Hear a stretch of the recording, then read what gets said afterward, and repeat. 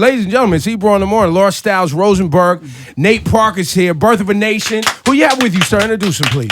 Colman, Domingo, my first hire, and my rock in the film. My brother, Yes, plays Hark in the film. Nat Turner's right-hand man, and the very first he reveals the plan to revolt about. so I've been hearing about this film for a long time. Yeah. You worked on it for how long? This is my 8th year with the project, man. It's finally giving it to the world, and it feels strange. It's been a long time. And there's an amazing soundtrack that was put together. Some of the features on the soundtrack, I don't know if you guys saw the music from the soundtrack put together. It was run off some of the names. It's crazy. It's we got Gucci Mane, we got 2 Chainz, we got Trey Songz, we got K Michelle, Neo, Nas. Specifically making records in reference to them viewing this film and what it meant to them. It's on message, man. It's on message. Unless you included Africa by Stetsasonic, I'm not interested. I'll tell you, remember the first thing I said about this movie? Yeah. I walked in one day and I said, my agent just came back from Sundance and said, he calls me and he's like, Peter, you have to see Birth of a Nation. He said it makes 12 Years a Slave look like a Disney movie or something like that. That was his quote. He was like, he couldn't describe it to me, you know, how moved he was. And then I come into Ebro and I'm like, yo, I'm hearing about this Birth of a Nation. Then he starts here, and then it's just been this build ever since. Then the trailer drops, and man, you got people ready to go for this weekend, my man. Man, I can't wait, man. It's very exciting. I think, you know, we'd be remiss if we didn't talk about some of the controversies that are circulating out here. I have my own opinion, which is I believe that what happened with your college years in 1999, I went back and I looked every time that you've been in a film, this 1999 incident has been brought up. I believe, I don't know if you can even talk about this, that with this film, Nat Turner, a slave rebellion movie, where we are watching white people be killed on film. I don't know if that's ever happened at the hands of slaves. Spoiler alert. That does happen. Well, you can if You can look tell up in the trailer. You can tell in the trailer, and you can see in it just the story of Nat Turner. Right. I believe that this has reached a fever pitch now because of what this film means, where we are socially right now. Do you have that same feeling that people are bringing this up? Because it is an unfortunate incident. You've admitted that it's hurt you and that time hurt you and you are remorseful. This is the thing. I mean, you make a film about Nat Turner, you know, something we've never seen, you know, something that I've never had when I was young. I didn't learn about Nat Turner until I was an adult. And I grew up 42 miles east of Southampton County, where it actually happened. Wow. You know, so, you know, my entire context around slavery was a bit embarrassing. It was all about that feeling that we laid down into, you know, someone that didn't look like us picked us up.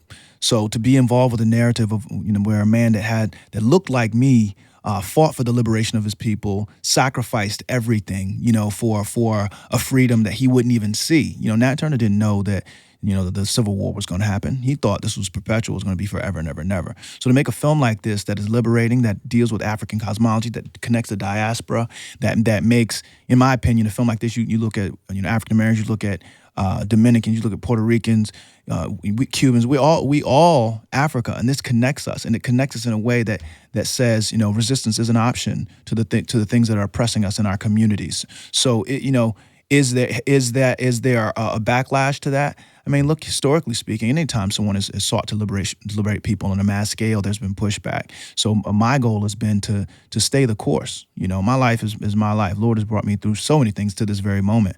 But Nat Turner is bigger than me. He's bigger than everyone in this room. I mean, you know, that answer right there speaks volumes, because I know that me saying that I feel like you're being trolled. Every interview that I've seen with you recently, the Good Morning America interview, even in the 60 Minutes interview, it's almost like they're trying to provoke you to apologize for something that you've been vindicated for. Is that your emotion inside that you feel, or is it 100% I'm focused on this film? Yeah, the Lord is my light and my salvation, whom shall I fear? Right? The Lord is the strength of my life, of whom shall I be afraid? When the wicked, even my enemies, my foes, come against me to eat up my flesh, they stumbled and fell. Like, these are the words of this is biblical. This is Nat Turner. You know what I mean? So it's like my eyes are set forward on what I'm trying to do for my people, what I'm trying to do for this country. So, you know, people can come for me, and that's okay. The movie exists. You know, I would have released it on YouTube if I didn't sell it. because I think that has power for all of us. If I had Nat Turner as a hero when I was 12, we lose our young people, our young brothers at 11, 12, 13 years old, because they don't have heroes. Because they're looking up, and the only people they see that are doing big things are people that have a ball.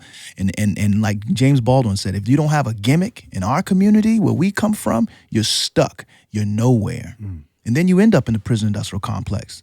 So what does it mean to have a man like Nat Turner to look to as a young man? Not some fictional character, right? Not some, oh, he could throw a ball real far. And not to diss our brothers, because there's a lot of power in those communities, but someone that was smart, was educated, someone that was a man of God who acted in righteousness, and someone that sacrificed everything. Those are the three things we don't have in our community. You get what I'm saying? Someone through rites of passage said, okay, if the Lord is real and this Bible is real, then I got to do something about the community that I'm involved with. That right there, what that can do for our community, for young Black, young Dominican, young Puerto Rican, so many people that are being marginalized every single day, to be able to say, what would Nat Turner would have done? Okay, he had axe handles and broomsticks, but I got the internet and social media. This is what I can do for my community. You know what I'm saying? You guys haven't had a chance to see the film yet. No. I can't wait. And without giving, obviously you can go do your research on Nat Turner online, right? I've seen the film twice. Twice. What can I talk about? Because it is very interesting, the Nat Turner story, because he was, as you just pointed out, doing what he thought was the right work on behalf of the plantation that owned him. And still, in being a righteous person who was accepted by the master's family, he was welcomed in the home, he was, and you see all these things, it's still, am I telling too much of the film? Or it's still played out for him where he felt like he had to free his people. He was a slave at exactly. the end of the day, whether they invited him to the table or not, as we know. And he had the tools that he had to resist the system. He didn't have, like we said, he didn't have Instagram and Twitter to galvanize and to inspire other people in a state of resistance that we do have now. So he was using the only tools that he had back then, which was the sword, which was a rock, which was something to humanize him, to even if his people weren't free, someone else would be free. We're all, everyone in this room, we're on the shoulders of our ancestors. We're proud descendants of slaves. And if it wasn't for them and that tenacity, that spirit of resistance, which is the American spirit as well, which is it's in the soil, it's in our blood, and all of our DNA as Americans, that spirit is what has inspired Nat Turner revolution, for sure. Revolution, absolutely, for freedom. Well, speaking of which, Nate, talk about the decision from a promotional standpoint. I gotta tell you, I hadn't seen it yet, so I was taken aback yesterday. Me and my wife watching Monday Night Football, and the trailer for the movie comes on, and it's intersplicing Black Lives Matter protests with this film. And me and Alexa looked at each other like, well, goddamn, this is very direct. Talk about that. Look, do we want change or do we not? Do we want equality or do we not? Do we want to save our youth or do we not? Do we want to deal with, systemic oppression, systemic crisis, police brutality, prison industrial complex, or do we not? Like, this is not a game. You know what I mean? Kill the distractions. This is not a game. We're in crisis in this community. America was started with violence, started with a rebellion, and it has a deep sense of pride in the fact that it shed blood for this country to exist. The only time where violence is looked at as the worst thing anyone could ever do is when it's associated with the oppressed, specifically people of color. Am I saying be violent? Absolutely. But am I saying change needs to happen? It absolutely needs to happen, has to happen. In the same way that Black Lives Matter, it seems, they're trying to position it as a terrorist group, which is completely unfounded. We have to stand for organizations that are trying to do good work in our communities. We got to, so it's like the fact that, our partner Fox had the guts, to release a trailer like that said, look, we have to choose a side. And we're not talking about, people of color at the top. At Fox, a lot of these people are European Americans that are also trying to figure out where their role is in changing the narrative of this country. Last week in the 7 days in this country, the things that have happened that we're seeing, it always it trips me out how we're like, man, things are so bad right now.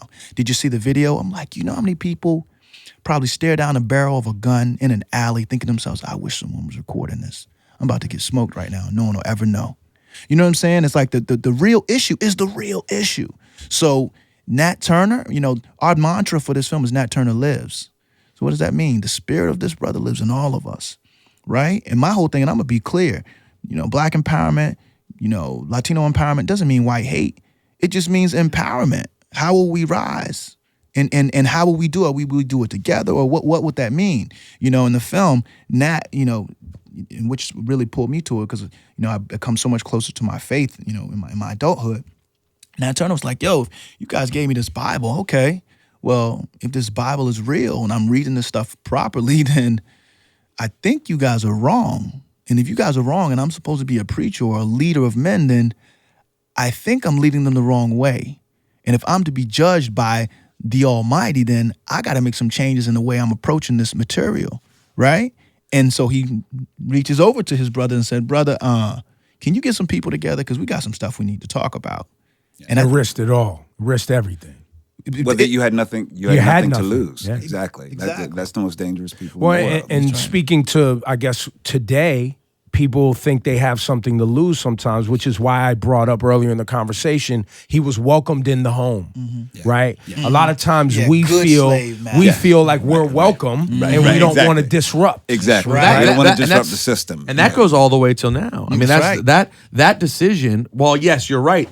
Risking nothing because you're a slave, but in the moment, you could be like, yo, I'm good. I'm good. I'm not risking all that for you. And think about it. We live in that situation right now. There are people, every time one of us of any color makes a decision to step out on an issue, we're deciding how much we want to risk. You have that decision. Absolutely.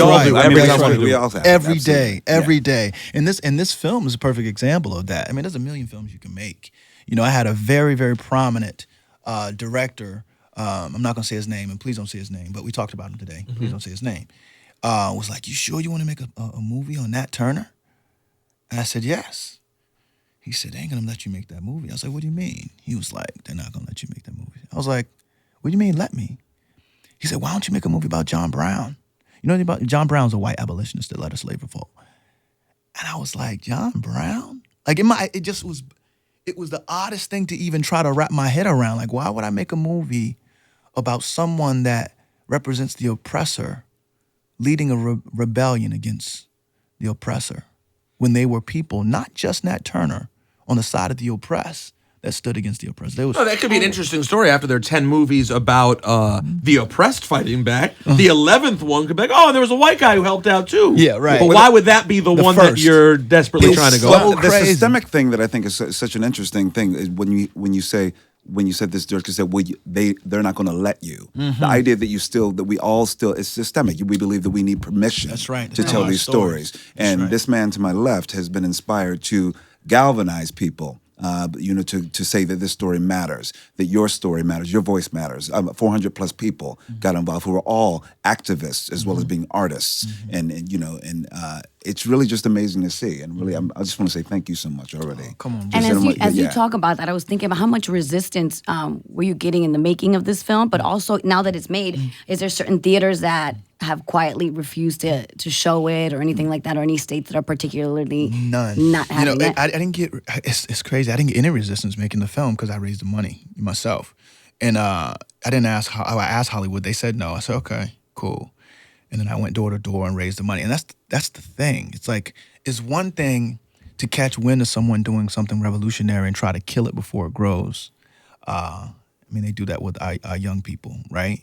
But once that person grows, or that seed grows into something that is out of the control of the oppressor or the person that wants to kill it, then he's stuck. We're stuck with Nat Turner now. We're stuck with this movie in the right ways. I want to play a record off. Is there a favorite song that you have, Nate, off the soundtrack? I want to play a record because I think the music for some of the young people who hopefully you're not having a problem connecting to this story and how timely it is. But it's another piece to bring people sometimes in. the music will help bring people. Do you have a record? Point. You know what? Since we're talking about youth, there's an artist named Vic Mensa that I've become close to. He has a song on the record called Go Tell 'Em. And I sent it off to the brother. I talked to him on the phone. He saw the film. And Vic must have loved this. Is oh my goodness! We have a great relationship with Vic. He comes up here all the time. He's an incredible young brother. And sent that out. Jay actually told me about him first.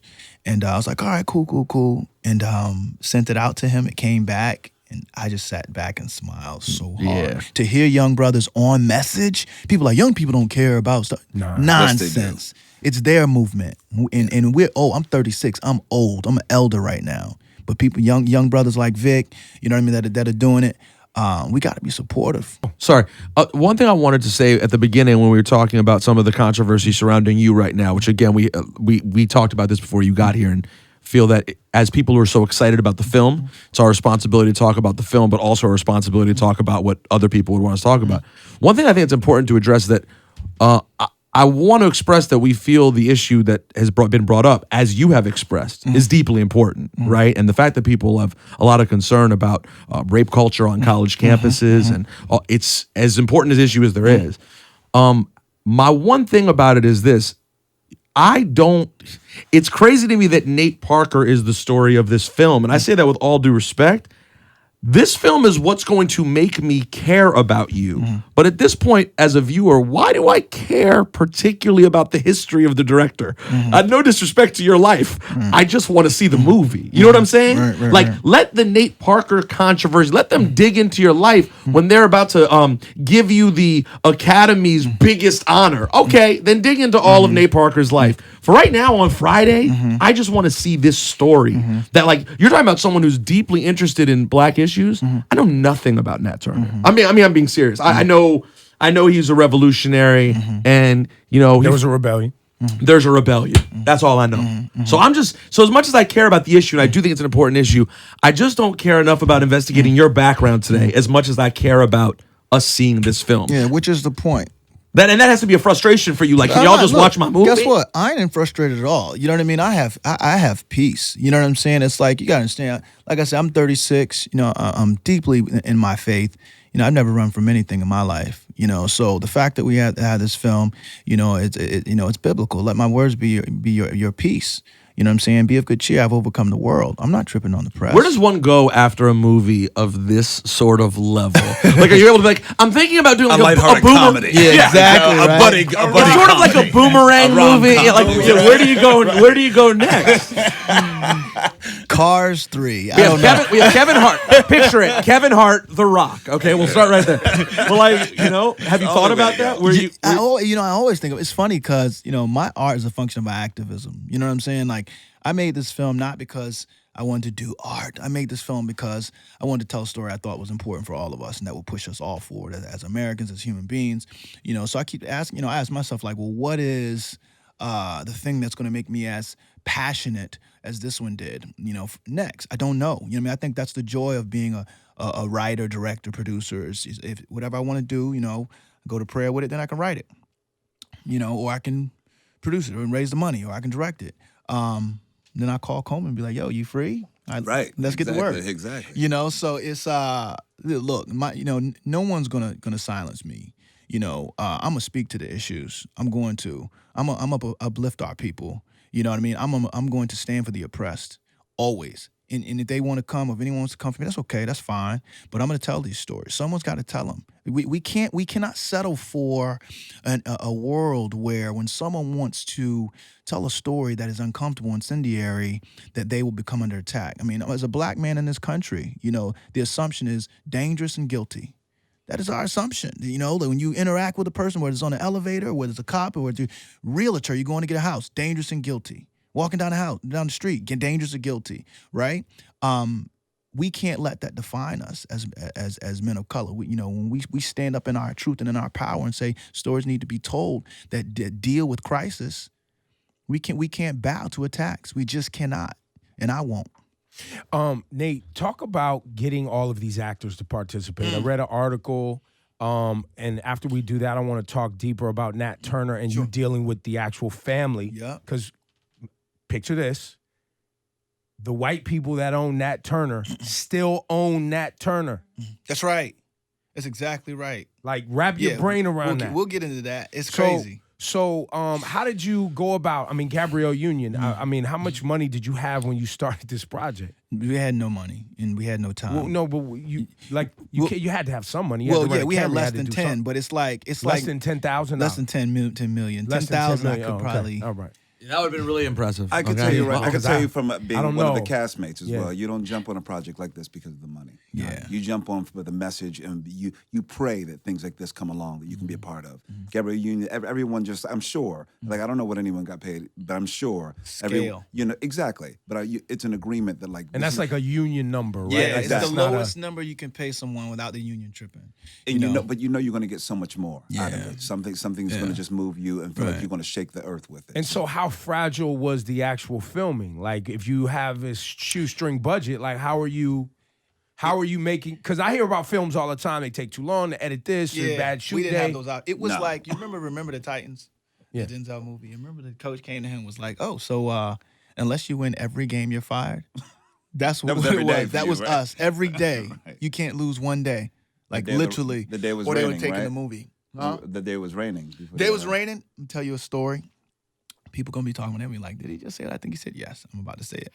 So I was like, Nat Turner was known to be in constant prayer and meditation, right? And never known to drink alcohol. So I mean, I stopped drinking. I still haven't drank anymore. I stopped drinking at all, casually, a sip of shit, nothing. I was like, Nat Turner.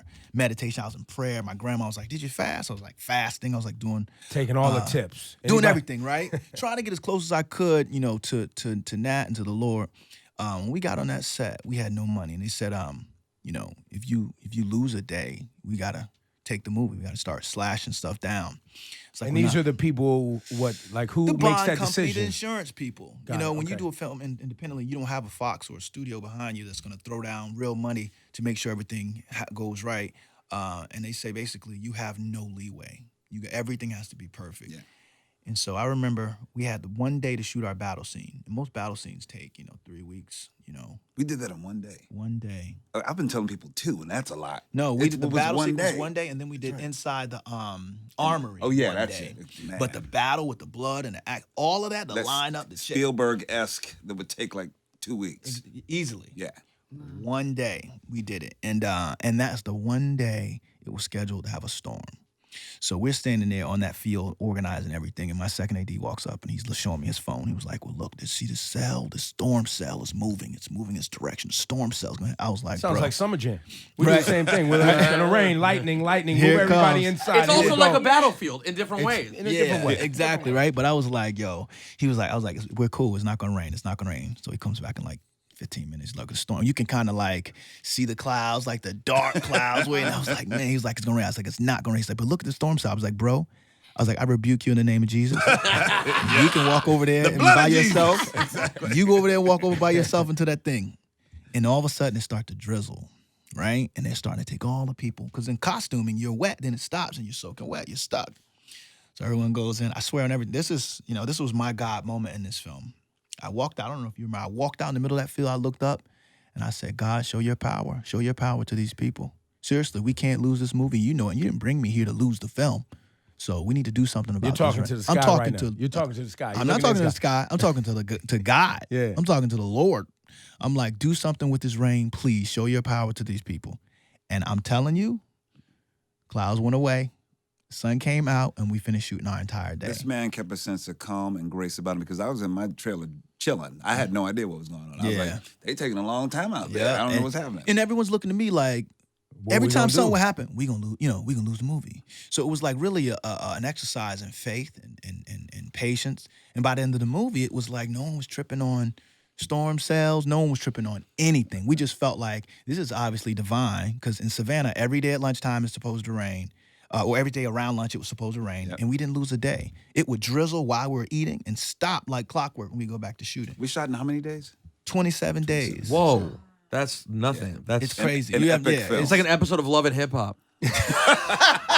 27 days was done. Yeah, but you got to do it. You're talking like this. Yeah, but then I was doing this thing. I was doing that. And listen, I haven't seen the film, but obviously I have to imagine that there are a lot of white characters who say and do really horrible things. But in this film, to be honest, and it's a testament to his writing as well, they have humanity as well. They're not just some wild, crazy sociopath. Right, they're deeper. They're deeper than that. No, wait, time out. That one plantation that Nat has to go to. One plantation. The one plantation Spoiler alert. he has to go to. Spoiler alert. Oh, sorry. But not every plantation is that simple. No, the And not people every are people. and the same thing. Not everyone of the people that revolt are like Nat holding the Bible. You know, some of the people are like, yeah, I got the God stuff, but are we going to that house? Right. We going to get those people? You get what I'm saying? Right, some everyone's flawed. Some people and- want vengeance. Everyone is Exactly. flawed in some point. Yeah. So, did you ever have any white actors where you have to talk to them because it's difficult to? Sure. Because I've always thought about that. Like, if someone offered you a role and it was a really, you had one. We had a role that was not on that level at all that involved the N word, right? Yeah. And we had this long debate about whether I should audition for this role because I don't say the N word. Right. I ended up trying audition. You got to and look not- at your not fellow get it. actor and say, I need you to say it, I need you to mean it. I need you, That's what I'm I need saying. you to That's what I stand on was- history. That's the hard part. But like, Yeah. this is not you. Yeah, Like, exactly. You don't have bring- to- We don't want your baggage. Yeah. You know what I'm saying? Like, you have to give honor to this character. You have to give honor to this circumstance. Yeah. And that is without you. You get what I'm saying? There are things that you leave outside when you come into this room and talk about. You know, you're gonna come in here and be like my great grandmother and whatever. That's the baggage. Yeah. This is a persona that is used for this medium. Same thing goes with acting. You know, my characters. I mean, dude, one of my characters that played one of the slave owners is a gay Jewish man, and he played a ruthless slave owner. He was so sensitive when it comes to saying that, and N he word. pulled me aside and he was just like, I think I can do this. This is. But seriously, he was just like, I think I can do this, but some of these things I gotta say, and I'm like, look, I need you to say it and mean it. Let's talk about why you should mean it. Yeah. Let's talk about why someone should hate someone. Let's talk about competition and economics. You know what I'm saying? Let's talk about, like, I think everyone does what they do for their reasons. There's a man that does something very terrible in the film to another enslaved person, which you were about to mention. What he said was like, look, if he doesn't eat, I don't eat. If I don't eat, I starve.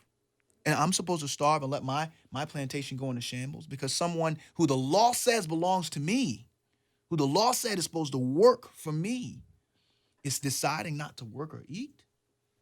He's not beating him because he hates his black skin. He's beating him because he's not doing his job. You get what I'm saying? He's not fitting within the mold of what the system created for him. And that's 2016. You get what I'm saying? I honestly, personally don't think cops are going around like, man, I hope I can kill a black man today. I don't think that's the case at all. I think there's something systemic has happened. Absolutely. Where that perception of danger and guilt and fear. And doing their job and feeling that they're getting the people they're supposed to be getting. And wanting to get home no matter what. Of course. Right? Yeah, but you can't ignore the programming of white supremacy in our country. That's exactly what it That's is. what he's saying. We're We're just saying it's not that's- individual. That's systemic. Right. It's not like you about. It's not a couple bad apples. It's white supremacy. It's real and it's pervasive and it infects all of us. Well, and on that, let's transition to talking about Nat Turner's owners or family. Family. Mm-hmm. So Which is crazy because the actual great, am I saying it right? Grandson, okay. you met with them. Yeah, I met with I've met nearly all the descendants in Southampton County. If you go to Southampton County right now, it's there's still fear. You know, some of the descendants. I had a premiere in Norfolk, Virginia last week, and invited all the descendants. You know, I invited them on both sides. Really, the descendants from Nat Turner's, they showed up. You mean you invited Nat Turner's family, blood, yep, and the slave owner family. That's right. Okay. And I've met them both and spent time And with do both they all sides. consider each other family? They do. And they're different branches, but they all, you know, after the revolt, they said their ancestors, a lot of ancestors tried to leave because they were being massacred. You know, they thought, you know, resistance was like disease. You know what I mean? A lot of them was like, oh, they have the disease of Toussaint from Haiti. You know, so like they thought people that revolted had literally had a disease that made them. Why do they want to fight? It's like an We're so animal good to who's them. doing something that Like a it's not supposed to be feral doing. animal. That's Right. exactly right. They're wild, you know. So a lot of them. crazy. So some of them had to like change their names. You And know this what I mean? is the black family. This is the black family. Had to change their names Right. because they were seen as potentially Yeah, not back then. domesticatable. That's Right. exactly right. Okay, so I want to get into this relationship between the white descendants of the slave owners and the Yeah. black family. It's not. It's yeah, and maybe I'm speaking out of turn, but I'm gonna keep it real. You know, you go there, you can feel it. You know, there's like Nat Turner, like they have the like the society, like the museum, the society, Nat Turner Society, right? Which is not run by Nat Turner's descendants. You know what I mean? They're it's run by the people on the other side. You have The white family. The white family. Got The white family. One of the guys, I'm not gonna say his name. He's good for all intents and purposes, but he has like Nat Turner's sword. In the I descendants. read about him. His name is Yeah. Rich something. Yeah. Rick. Right. He has Nat Turner's sword, right? There's a white guy. White guy has Nat Turner's sword, right? And the family also had the Bible, and the white family, and they donated the Bible to Smithsonian. But the black family was like, this is our ancestors' stuff. You know what I mean? What we were supposed to have that Bible. We were supposed to have that sword. That sword is like in that courthouse, and they won't give it to us. So it's like you You're trying still to claim the ownership of still history. the ownership of history is Yeah. still in the hands, just like right now, just like the story, just like, you know what I'm saying? Like, it hasn't been reclaimed. Like the whole Nat Turner tour is run by the white side, and they make money. You get what I'm saying? And none of it goes to his actual family. So the It's sword. crazy. So they still have the sword. They still have the sword. They still have it. They showed it to me. I held it. You know what I mean? And so you met with this family. You decide to film. You create this film. yeah. You had to meet with this family to get permission, or why did you even meet with? These I just went there and just started asking questions and started it. meeting Just part of the people. Got in research and touch. He got understanding. started in research. Got in touch with this guy, Rick, who's a very nice guy. But his great grandmother was spared during the rebellion. She was hidden. She was in. During the rebellion, they came to the house, and some of her house slaves hid her so she wouldn't be found because Were they actually fond of her? her house servants were. Her house but servants Nat were. Turner and there's rebellions when his army arrived to kill. They killed. It would have killed everybody. slave owning whites. Let's get it clear, because a lot of people are like, they just killed white people indiscriminate. No, they killed slave owning white families. That was their goal. He said, cut the head from the serpent. Nat Turner wasn't killing white people just because they were white.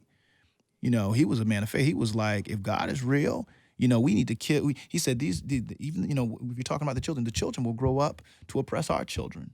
He didn't see, the Civil War coming. All he knew is he had kids, and he was like, They won't grow up like this. they won't. No, none of them. We need to. He said, destroy the evil, cut the head from the serpent. Right? They went to go find. Went to this house in particular, and it's actually historically connected to a part of the story when they went to this one house. But they hid her, and she lived. She was pregnant. She had that baby. That baby had a baby. That baby, had him. So when you talk to him about, is Nat Turner a hero? He's like, no. But then you're like, well, is Patrick Henry a hero? He's like, absolutely. He'll quote at everything, quote the whole thing. I'm like, but Patrick Henry had slaves. How was he an American hero? Give me liberty or give me death. Isn't that controversial? We throw that word around just because it's a headline. But isn't that controversial to have slaves, but to say, give me liberty, give me death, I'll fight for it. But then you have slaves in like your basement or chained outside. It's kind of crazy. But that is the narrative. I mean, these are the uncomfortable conversations we got to have. But being in Southampton and seeing that the legacy of Nat Turner is still, and they changed the name. The armory was in Jerusalem where he was going to fight. Imagine you're in prayer. You're like, Lord, give me a sign. I got to do something. And then you're like, well, there's an armory in Jerusalem. There's a city called Jerusalem. They changed the name from Jerusalem to Cortland. They cut down the tree Nat Turner was hanged on. Like, they just completely tried to destroy. We eradicate history in America. Yeah, and, we and decimate create a new narrative. That's and this right. is actually, getting back to the film as well, which is why this film is so important, because once again, I didn't learn about Nat Turner in high school, and why not? And I feel duped when I find out. And then you find out what we're dealing in our racial climate. You'll find out the roots of it. So you go to James Baldwin, you go to these writers, and they always talk about the systemic racism. And really, the problem with America is if we don't examine our history, we don't have monuments like in Germany saying never again. We don't, every single time we went to a plantation, I was always just like, I felt like I was annoying. I was like, who lived here? Who was here? What happened here? I want to know the history every time, of it. yes. Every single time I was like, I want to know. There's something in it because you're down there and there's psychic trauma that you're feeling. But we're working on these plantations. It's like you feel it. I it's see everywhere. those, traveling through the South, you see those houses that used to be plantations. I don't think it's fun to tour them. I don't No. feel good about it at all. Well, I don't think anyone thinks they're fun. Well, no, you know but what you people do? go and tour. Like, I don't like that But you know what they feeling. do? They tear down the slave quarters. Yeah, oh yeah. Right? And then refinish, restore the house. So all you see is beauty. You get Well, what what's I'm the saying? point of that? I don't even understand. What's Again, the point? we're shifting the narrative Because there's always, then right. you come and you're like, this is a beautiful home. Yep. What's the hit? But there's no history anymore. Yeah, no. Now it's just rich people's houses. But that's America. Yeah, you but get what I'm what- saying? Like at the end of the day, like it's like, man, look how beautiful America is. Like when immigrants come here, they don't say, oh yeah, well there were millions of indigenous and we killed them all. Like I want signs everywhere. Everywhere. I This want used to it be, everywhere. the Cherokee This tribe family lived used to here. live here. This The happened enslaved people, used to hear. When we went to the main Turner plantation before we filmed, I took my whole crew and my tech scout, right? And we stood on these levees, and there was these deep levees going all the way down through the woods, right? And I go to my crew. I said, you guys know what these are? And they're like, yeah, they're levees. I said, this used to be a rice plantation. I said, you see these levees? See how deep they are? I said, you see how many there are? They were dug by hand of enslaved people. A couple crew members just burst into tears. You looking at it, you're like, wait, what? It wears you out. And when you stand, I said, did you guys know how they farmed rice? You sit in the bathtub for like an hour, right? All your skin's all wrinkled, right? 14 hours standing in right water up into your knees. 14 hours? How is it With possible we don't know mosquitoes? this stuff? Yeah. That none of us in this room know this stuff, and No we one keep knows. discovering this. And this is the problem of right. why we're still dealing with all these tensions these days. What do you guys? I'll ask both you guys this, and I ask anyone this question. It's something I've just been pondering a lot. Is what do you think for white people who hear about who really sincerely care about what's going on right now and want to play a role? It's like that famous scene in Malcolm X when she goes up and says, "What can I do?" Blah blah blah, and he's like, "Nothing," and walks away. What do you feel right now is the responsibility of white people whose eyes are open and do want to play a part? That's something I've been trying to really rack my brain with. Yeah, well, and it's funny when people come out of this film, they ask the question. My whole thing is, do you recognize injustice in your community? And if the answer is yes, where? And then the next question is, what will you do about it? How do you use your positioning? The dope thing is like, dude, you're a journalist. Like, you're a radio personality. Well, I know, and and I feel don't okay mean about for you. mine. No, and I'm not saying, But that's easy. I just get on a Right. microphone and talk. But for the average person, what do they do But you in the say community? that, right? You say that's easy. I think it's not easy. I think you could be doing. I think you could be. I don't know what you make. I don't know, but I know that if you Believe me, I really could be want, making more. You're right. That's what I'm saying. Somewhere. I've never been a doing- good friend of the white man. Trust me. right? But you get what I'm saying? I think that everyone, if they're honest with themselves, has a role they can be playing right now. That's not like charity. That's not like, patronizing, on third weekend of every month, I'm gonna go to the Y or the Boys and Girls Club and toss a basketball. Then I'm gonna go back to my life. And then over dinner, I'm gonna talk about how much I do. Like real, liberation comes from applying your occupation holistically to whatever problem you see in your community. You know what I mean? That's interesting, though. So about applying whatever it is that Whatever your occupation is, and to the injustice that you recognize. Because guess what? To me, it's racial crisis, racial injustice. Like that's, pinnacle for me because that's what I've dealt with growing up. Someone else, there are a million different issues that are happening. I mean, I had a woman come up to me and say, slavery's happening right now. And it is, So I was like, well, what are you doing about it? And how can I help? You know what I mean? Like what are the organizations? Anyone can pick. Like I was speaking to a basketball team. We screened for an NBA team, and someone asked the question, "What can we do?" I said, "Well, what do you want to see change?" Super simple. What do you want to see change? What is the one thing, or just one thing, where you say, "This is something I see." It could be homelessness. You know what I'm saying? It can be education, the broken education system. It can be, like privatized schools and what it's done to the inner city communities. It can, it can be gentrification. You know what I mean? Like, what is your cause, and how will you apply yourself, and are you willing, Nate, and are you willing to sacrifice? And Nate, on that point, before we get you out of here, are you an active participant in our political process? Are you a voting person? Yeah, I'm absolutely a voting person. Do you have a candidate that you're supporting? Yeah, well, I think there's only one candidate. I'll leave it Donald at J. Oh, wait. Sorry. I thought we were going in a different direction. that. But I will say this. Like, you are crazy.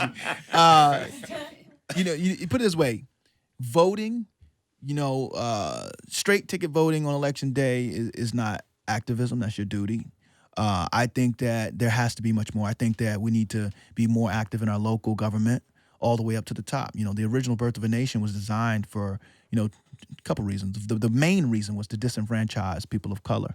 So 1870 to 1875, there were more black people elected to local and national government than any moment even up until this point. And then day. the original Birth of a Nation propaganda film was shown at the White House. Woodrow Wilson. What year was that? 1915. And that film was KKK propaganda for the most part. Yeah, but it was American white supremacy propaganda. Like, the KKK was dead in 1875. He made this film. He was a son of the Confederate. he made this film that was really just inspiring white people to, basically to grab onto and embrace white supremacy as a form of self-preservation. And the KKK went up to almost 4 million, and that's not like 4 million. That's not like 20 hillbillies in sheets. That's America. You know what I mean? The whole idea that if we are to survive, we have to buy into this idea that our value system, that our whiteness gives us more, is supreme, right? And we're living the remnants of that. And that's the very first feature film. That's foundational. So we talk about like the need for diversity in Hollywood. Well, yeah. The very first film, our foundation as an industry, is rooted in D.W. Griffith's propaganda film, the original Birth of a Nation. Do you feel that right now? Hold on, real quick. You didn't answer. So you're voting for Hillary Clinton.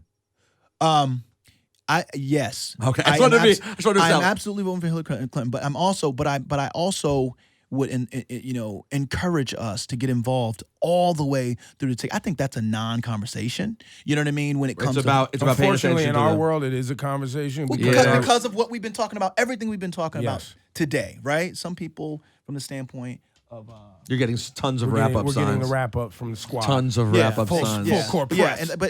So I don't, like I said, I don't want to make this political at all. I just think that, the original film, The Birth of a Nation, was about enfranchisement and disenfranchising oppressed people. We have voter registration people. And my whole thing is vote your conscience. I'm not going to tell anyone to vote who to vote for, but vote. People have been massacred and decimated just for showing up at the polls. This conversation this morning. This is not something to sit out. I've heard someone very popular say they're going to sit this one out, and it's not an option. It's never an option. Plain and simple. Yeah. And I want to tell those young kids who may listen to that person, it's never an option. It's never. Someone died for your right to vote. That's right. So many vote. people died for it. That's our responsibility. We got to show up. And as we wrap, and you guys all go see Birth of a Nation, just Friday, just correct? so you know. Friday, October 7th, it comes out. I want to leave you with the most inhumane thing that you've probably ever seen on film. And you figured out a way to weave it in as the story closed. It's not really a spoiler alert, and it's some research that you can actually go do. But after the rebellion of Nat Turner, and he was hanged. What did that city do to Nat Turner's body? I'm not going to spoil it, but I will say this, in the research that I've read, because I was really digging for why they would do what they did to his flesh. And they did not want him to be at all associated with Christ or anything legacy spiritual. They didn't want him to survive even in death. So they completely decimated his body in ways that you couldn't imagine. In fact, there's like talking to the guy in Southampton, there's like a lampshade that was made of his flesh that is still around, and I'm still. Where is that? In Southampton County. Where is the actual lampshade?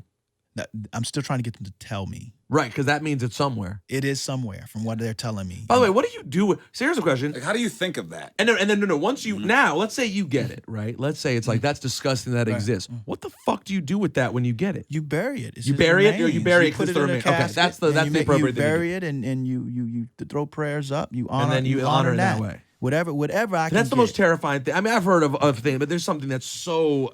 Well, that's why I wanted to close the interview with that, because the fact that you had humans who were not even seen, that's some straight animal. Like that is something. Well, that's what you do with that. That is what they do with That's animal. what they do with animals. But it takes an animal to do that to a human being. And lastly, you have such an important situation here, man. Think about the door's about to I know open. they're calling. Think about what they did. Think about how much Malcolm X, the movie, meant to the legacy of Malcolm X and the way young people saw Malcolm X. Right. And I just think it's so exciting and cool that you have the opportunity to do this for Nat Turner. What an amazing character. Congratulations, man. Birth of a Nation, October 7th. Friday. Take it easy. Thanks, guys. Thank you. Thank you.